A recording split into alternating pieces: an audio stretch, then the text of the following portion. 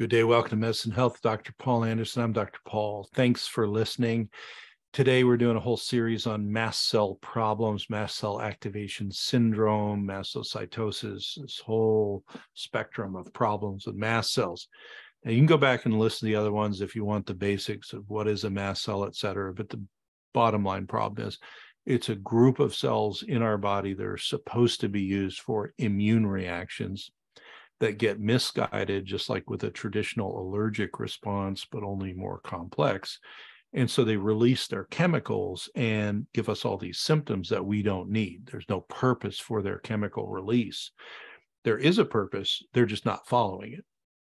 So the last section I wanted to do today on mast cell problems involves the integration of natural or quasi-natural treatments and mast cell modulation. So if we go back to our original model, that we have the mast cells, and if we stabilize them, then they don't release as many chemicals. That's one target. Then we have the receptor areas, and if we can block them or calm them down, a classic example is a histamine blocking drug for the histamine receptors, blocks them off. There's other drugs that block other parts of the system. Then that'll slow down the problem too, but the receptor blockers don't do anything about the mast cells too much. And then there's the metabolism of these chemicals like histamine, et cetera, to get them out of there. So first thing is, it's important to think of all parts of the problem. The second thing is, it's good to try and treat all parts of the problem. But the third thing is, with mast cell activation syndrome or even mastocytosis, we have an underlying milieu in the body which can make the mast cells more reactive.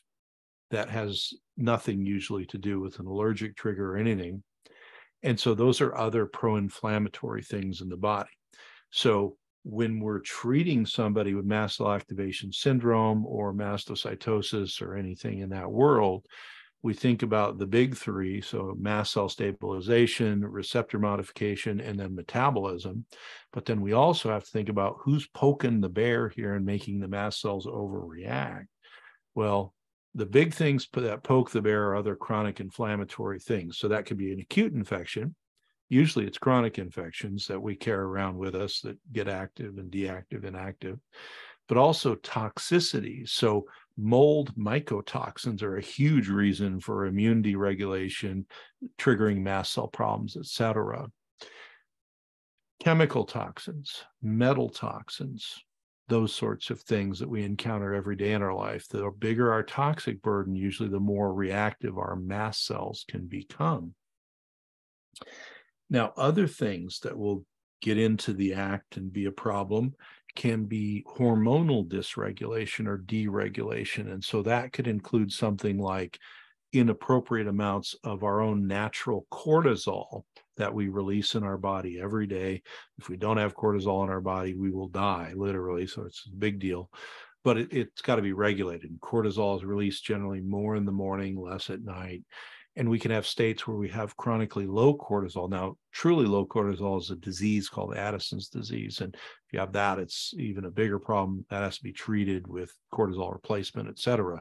But a lot of people just have borderline cortisol release problems. So they don't have enough deficit to cause Addison's. They don't have enough excess to cause Cushing's disease, but they just have sort of not enough or maybe a little too much. Either not enough or a little too much will create an imbalance in the way that the mast cells perceive the inflammatory situation in the body, and they'll be more likely to go out. So certain hormones do that. Also, the balance in our reproductive hormones can make this worse. For example, we need testosterone, progesterone, and estrogen, regardless of what gender we are.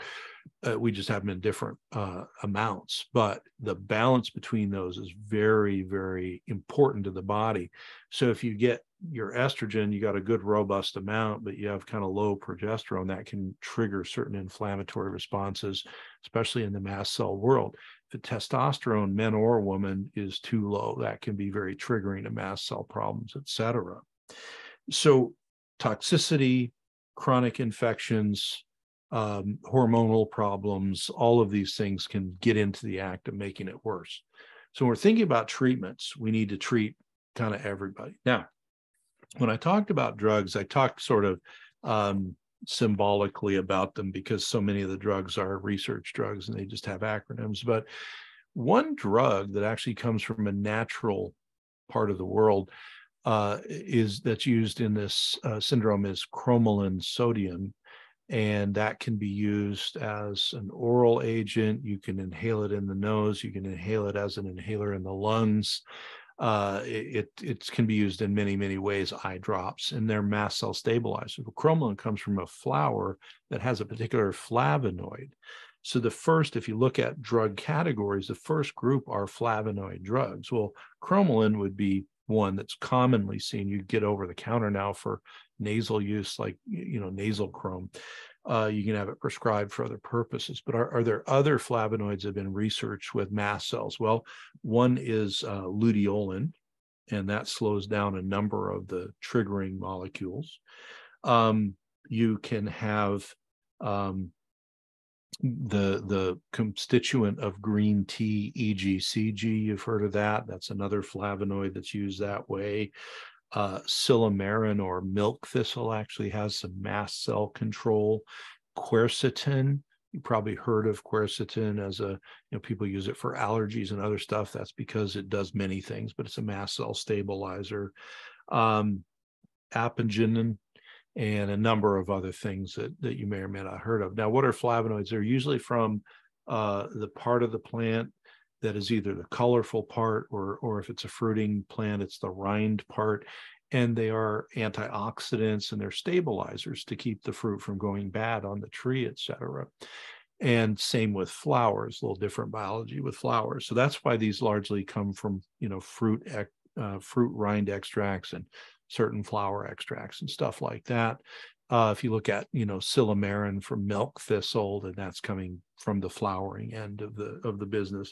So we use those a whole lot. Then there is a group of things called coumarins, and coumarins are not Coumadin. That's a drug. Coumarins are part of the plant kingdom.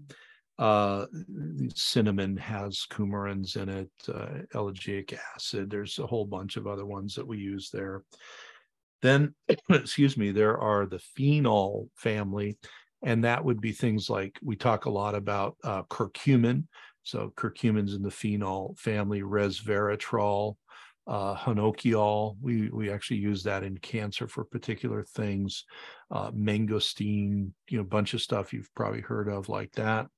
Then there are the terpenes or the terpenoids, and there are a number of sesquiterpene lactones, which are also mast cell stabilizing.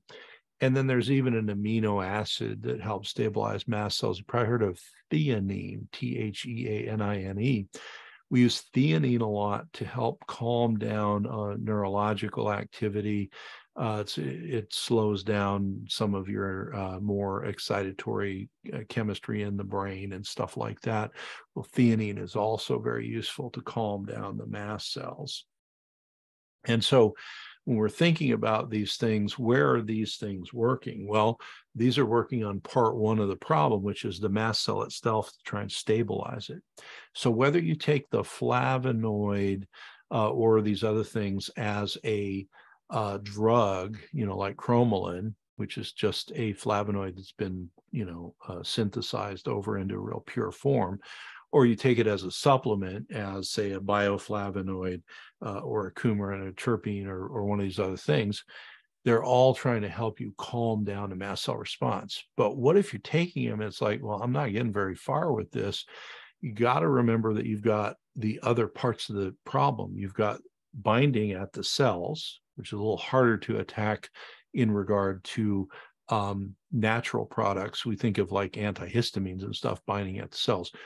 But a big thing that helps with the cell binding is enough antioxidants. So that helps with the, calm down the mast cells, also helps calm down the binding activity and release at the target cells.